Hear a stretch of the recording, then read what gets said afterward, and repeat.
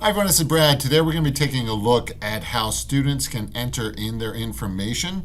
In this example, we're going to be taking a look at Xtramath student, how students can enter in their information and have it be stored in the Launchpad, so then in the future they can just select Xtramath and it will launch directly into Xtramath itself. So let's go ahead in and take a look. So of course we're going to select Xtramath student.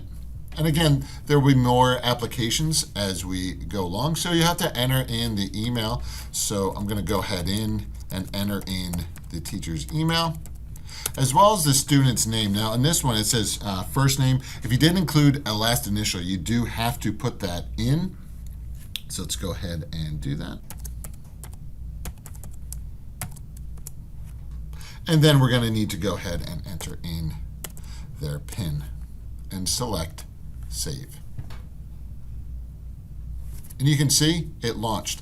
Now what I want to do is close out, and let's say something was entered in incorrectly and this didn't work.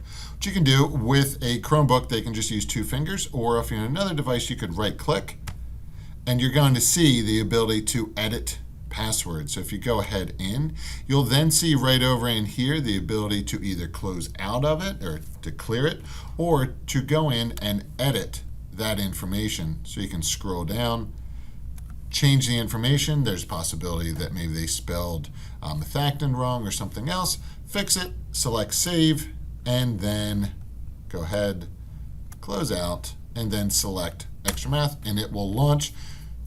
And they can go ahead in and answer their questions. If you have any questions, let me know. Thanks for watching. Take care.